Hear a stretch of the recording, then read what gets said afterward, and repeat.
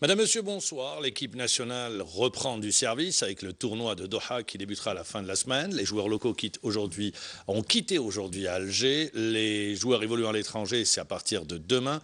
Christian Gourcuff a animé une conférence de presse. On reviendra sur cette conférence et les moments forts de cette conférence. Et puis on parlera du championnat de Ligue 1 qui est complètement relancé, tant vers le haut du tableau ou vers le bas où le maintien. Eh bien, jusqu'à cette journée de la fin, on ne sait toujours pas qui jouera en Ligue 2 la saison prochaine. Et puis, de la violence dans les tribunes, il y en a eu malheureusement sur certains stades, tant en Ligue 1 qu'en Ligue 2. Pour en parler, Alain Michel, entraîneur du CRB. Bonsoir Alain Michel, pour décrypter avec nous justement l'actualité footballistique. Merci. Et Salah Bey Aboud, journaliste à InfoSoir. Salah Bey, bonsoir. Bonsoir Mohamed. Alors, on va revenir sur cette sortie médiatique de l'entraîneur national, l'ouverture du groupe, mais également préparer, reconstruire sur ce qui existe déjà. On va écouter tout d'abord sur ses objectifs l'entraîneur national Christian Gourcuff. Ça me semble-t-il intéressant justement dans cette perspective pour repartir et puis d'avoir deux objectifs. Un, c'était ce que j'avais dit au retour de la CAN, c'est-à-dire comme c'est une de nouvelles échéances à 2-3 ans, c'est d'avoir une ouverture sur des joueurs d'une tranche d'âge aussi intéressante dans les perspectives dans les années à venir. D'où l'ouverture de jeunes joueurs, des joueurs locaux notamment, et puis aussi des joueurs binationaux. Alors, ce qui concerne l'effectif, on s'est fixé un groupe de 20 joueurs de champ et 3 gardiens. Donc, ce qui veut dire que, évidemment, s'il y a des entrants, il y a des sortants. Ça, c'est mathématique, pas extensible. C'était pas opportun non plus d'avoir un groupe trop important pour le Qatar, puisqu'on sait que ça pose toujours problème pour des joueurs qui jouent pas ou peu dans des rassemblements. Donc, ce qu'on va éviter de faire au maximum. Ouverture du groupe et reconstruction. Alain Michel avec 7 joueurs locaux convoqués pour la première fois. Et rappelons également 2 joueurs évoluant dans des clubs à l'étranger. C'est c'est Tafer et également Rezel qui évolue à Lyon.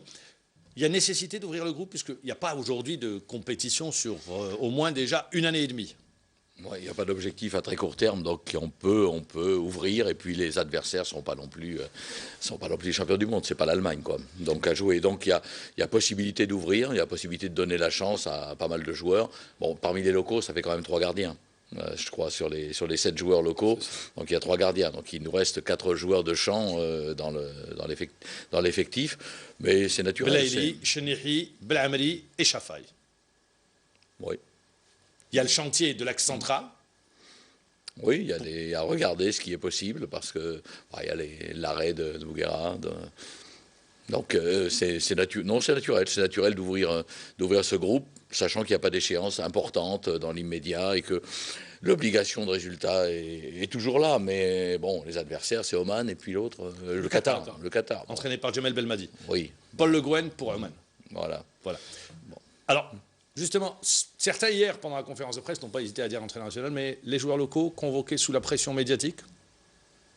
Il a dit non. Il a dit que c'était un peu dans la normale des choses, puisque l'équipe nationale se retrouve aujourd'hui un peu une sorte de croisée de chemin. On ferme un peu la page de la CAN et on ouvre une nouvelle page.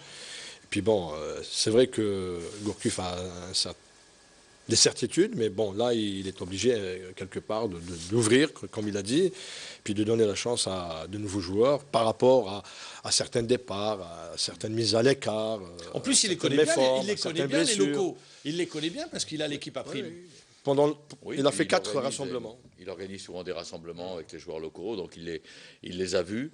Et puis les expatriés à ce moment de l'année, fin mars, avec beaucoup d'échéances nationales, internationales dans les championnats européens, c'est pas le moment où ils vont être le plus concentrés sur des matchs amicaux, quoi. Donc ça peut être c'est le bon moment pour voir, pour élargir, pour avoir un coup d'œil différent et de pas forcément reprendre toujours les mêmes joueurs traditionnels qui viennent de sortir de la CAN. Ça booste également, ça donne de la fraîcheur au groupe. Certainement. Bon, après, toute innovation suppose des points d'interrogation aussi. Ça dépend comment Mais bon, là, il s'agit d'aller vivre quelques jours ensemble à Doha. C'est pas la préparation d'une CAN avec la vie pendant toute une compétition. Donc, c'est quelque chose de sympathique. Je pense que ceux qui sont là seront contents d'y être et vont faire le maximum pour donner une bonne image de leur niveau. Chenihi, un des joueurs qui a laissé une très forte impression Oui, chez le sélectionneur. je pense que c'est le joueur sur lequel Gourcuff s'est beaucoup attardé, en disant même que la presse n'en parle pas beaucoup. Ben, c'est une opportunité, que ce soit pour lui, pour Chafaï, ou pour Blamé et pour d'autres, hein, parce qu'on se souvient un peu de l'épisode de Slimani et Soudani à l'époque de Halil Ozic. Donc c'est toujours une opportunité pour les joueurs locaux de saisir. Hein. Ce sont 2 matchs, disons, abordables. Il n'y a pas de pression, donc les joueurs peuvent être dans de bonnes conditions pour s'affirmer, pour prouver leur qualité et pourquoi pas décrocher une place. Hein. C'est pas facile d'avoir une place en équipe nationale en ce moment. Alain Michel, avant de retrouver Christian Gourcuff, juste une question. Il y a pas de pression, match amicaux. Il y a tout de même une petite pression, la pression du résultat, parce que faut dire, en cas de défaite, si le résultat ne suit pas, il y aura cette pression médiatique pour l'entraîneur. Il n'y a pas vraiment de match amicaux en Algérie, que ce soit pour les championnats nationaux, pour les équipes qui jouent en première ou en deuxième division. Moi, j'ai découvert ça la première fois que je suis arrivé avec le Mouloudia. On joue, j'étais là depuis 8-10 jours. On va jouer un match à Kouba. C'est Mambo Kouba n'était pas encore repêché en D1, pas encore participant au championnat. On va jouer un match à Kouba. Le stade était plein, il y avait 15 000 personnes. Donc là, le match amical, c'est terminé. Vous faites un vrai match quand il y a du monde autour. Alors, c'est pareil. Bon, là, à Doha, il y aura surtout les journalistes, c'est pas trop les supporters qui sont là-bas. Il y a une colonie algérienne. Oui, je les ai rencontrés quand je passais là-bas. Des gens qui venaient en tribune me parler d'Algérie quand j'étais au stade de Qatar Sport, là, où va jouer l'équipe nationale. Et puis l'autre match, je sais pas, c'est peut-être le stade de Garafa ou d'Al Rayyan. Mais bon, il y a des beaux stades, c'est un temps le résultat est important. Pas encore trop chaud. C'est toujours important. Quand vous êtes responsable, c'est toujours important de gagner. Bon, parce que les gens n'arrivent pas à raisonner normalement si vous n'avez pas gagné. C'est-à-dire que ça fausse le raisonnement si une partie de l'objectif n'est pas atteinte. Donc, bon, oui, gagner, c'est toujours fort. Mais après, il y a plein d'autres enseignements. Et c'est notamment le recul du technicien, c'est justement de prendre ces autres enseignements. Si on existe, c'est aussi pour ça. C'est pas uniquement pour se contenter d'une réaction de supporter. Alors, on va passer... Oui. Par rapport à cette question, parce qu'elle a été posée, par rapport au résultat, Gourcuff disait que c'est lié au contenu. Donc le résultat est induit par la production. Lui, il dit, je cherche d'abord le contenu, travailler sur le jeu et le contenu, et le résultat viendra de lui-même. C'est très difficile à concilier. Hein. C'est naturel. Naturellement, ça doit se passer comme ça. C'est parce que vous jouez bien. C'est pas en jouant comme des betteraviers que vous allez obligatoirement gagner. Mais de temps en temps, une fois qu'on a dit ça, ce que dit tout pédagogue, ce qui est naturel, et ce que dit tout éducateur qui en même temps, le coach a l'obligation de résultat et l'éducateur a l'obligation de qualité et de bien préparer son groupe. Mais après, il y a quelques moments dans le jeu où ça se joue sur le rapport de force et où il faut savoir... le jeu de l'équipe nationale tient aussi compte de ça. On n'a pas pu se livrer, on n'a pas pu faire monter les latéraux contre la Côte d'Ivoire, comme ils avaient l'habitude de faire, Mendy ou Roulam, parce qu'il y avait une qualité de contre en face. Donc, même si dans le jeu prévu, il y avait cette animation-là, elle est restée en rate parce qu'on était conscient du rapport de force avec l'adversaire et on doit aussi s'adapter à des situations naturelles de jeu. Alors, des joueurs ont été écartés, notamment l'entraîneur national est revenu sur la communication des joueurs. Je parle de Djabou également, d'autres joueurs du groupe qui étaient présents à la dernière Coupe d'Afrique des Nations. Christian Gourcuff. Djabou s'est fait piéger. Et donc, dans la communication, après, ça pose problème. Moi, je ne suis pas rancunier. Ce n'est pas le problème de la rancunier. C'est simplement que lui, par rapport à la fédération et par rapport au groupe, il se met en faute et il se met dans une situation difficile. Donc, c'est lui la première victime de ces déclarations. Mais Djabou n'a jamais posé de problème dans le groupe. Je peux vous dire que dans la CAN, il n'y a jamais eu de problème. Le problème de Soudani... il sort du match pas content de sortir. C'est des choses qui arrivent dans tous les clubs. Je l'ai vu le lendemain, on s'est expliqué. Pour moi, c'est un point final. Et là, c'était appartient à Porto. Donc, c'est ce que j'avais dit lorsque, ici, quand j'avais annoncé le groupe pour la CAN, et que des choix se faisaient non seulement sur le plan technique, mais aussi sur le plan du comportement pour avoir un groupe qui me permettent de bien vivre ensemble pendant un mois, en sachant très bien qu'il y a des joueurs qui ne joueraient pas. Alors quand il parle de Djabou, il revient à sa déclaration. Qui est Christian Gourcuff? A-t-il entraîné le FC Barcelone? Dès le départ, sur cette communication, il se met en porte-à-faux? On est habitué on a des exercices de com en Europe, à la fois dans la formation des entraîneurs et on conseille aussi nos joueurs dans certains moments. Ça m'est arrivé, moi, de dire à des joueurs, voilà, on communique comme ça. Alors, vous pouvez avoir un différent, vous pouvez marquer votre nuance, votre différence sur ça et sur ça, on en parle. Mais quand vous allez sur la place publique, on est déjà arrivé à un stade où il y a quelques points de non-retour, même si... Parce qu'il dit, Christian Gourcuff, c'est pas moi. Oui, bien sûr. Je lui en veux pas, c'est pas mon ego. C'est pas lui qui a commencé, si on veut. Mais il y a toujours l'exploitation d'une... Bon, pour dire quand on vit un mois ensemble, il faut arrêter. On peut pas vivre en permanence. On peut pas coacher des gens avec lesquels on va se faire la gueule tous les matins. C'est invivable. On peut exercer un pouvoir de façon très cynique et prendre du recul sur tout ça. Harmonie du groupe. Oui, quand même, parce que il y a des discussions à l'intérieur de la vie d'un groupe. Ce qui fait les grandes équipes, c'est pas seulement les discussions coach-joueur. C'est-à-dire il y a un relationnel coach-joueur naturel, mais il y a un relationnel joueur-joueur. Il faut qu'il y ait des complicités qui s'établissent. Il faut que les gars parlent de football entre eux, parlent de leur jeu, parlent de leur façon de se comporter ensemble. S'il y a ça, vous avez gagné comme coach, si vous avez réussi ça. Donc ça peut se faire qu'avec des gens qui ont des choses à partager ensemble, avec quelques leaders, avec quelques joueurs moins leaders, mais qui se situent bien dans le groupe. Et ça, c'est une alchimie très, très, très, très importante, qui peut vous casser quelque chose. On ne le voit pas de loin, et puis on se dit sur le terrain, il n'y a pas d'âme, enfin les formules journalistiques, il n'y a pas ci, il n'y a pas ça. Mais ça, c'est les relations que vous avez entre vos joueurs. L'intérêt des stages, c'est de prévoir ça, c'est de prévoir des discussions où vous les mettez ensemble et où ils vont parler de foot et pas uniquement parler d'autres trucs qui sont complètement extérieurs au foot, comme des mecs discutent quand ils sont ensemble. Mais il y a cette relation football est déterminante. Elle est déterminante. Alors justement, dans la communication de Djabou, à un moment donné, on peut se poser la question, est-ce que également lui, peut-être qu'il a plus envie d'être en équipe nationale? Il a d'autres perspectives? Ça m'étonnerait, Mahamar. Je dis peut-être. Ça m'étonnerait. En faisant une telle déclaration. Connaissant un peu Djabou, bon, c'est vrai qu'il a un petit peu son petit caractère, tout réservé et tout, mais c'est un joueur qui aspire toujours à faire une plus longue carrière et je dis jouer peut-être, au plus haut niveau. Il a de la qualité. Il aurait pu aller en Europe, il a préféré rester en Tunisie. On l'annonce en Arabie Saoudite. D'accord, mais on ne refuse pas une équipe nationale. Ça reste toujours sans la refuser, peut-être une belle tribune, parce que faire un beau match, 2 matchs en équipe nationale, on est déjà...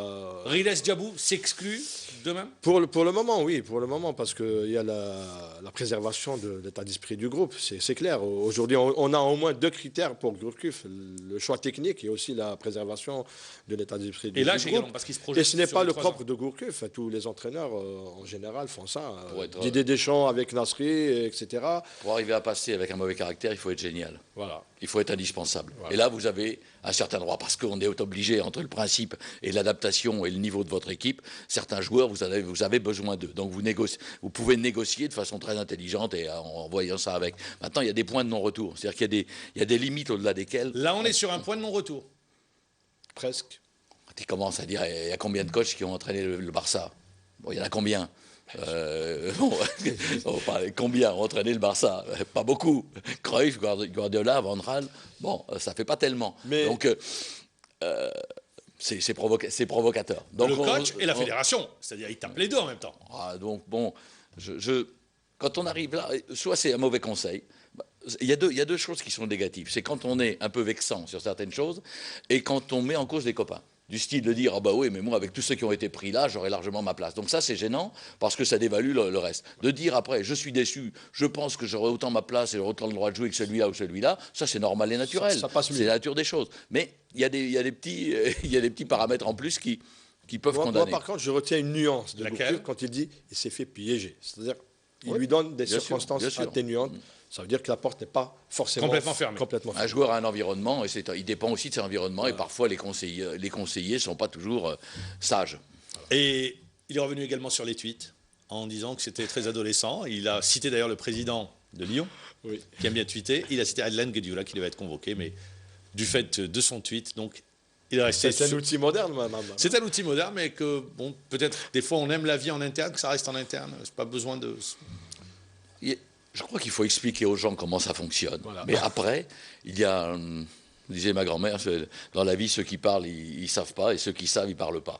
Et il y a des moments où il faut savoir ne pas parler, même si on est respectueux de la communication et de l'information des gens. Il y a des choses, chaque groupe doit avoir ses petits secrets.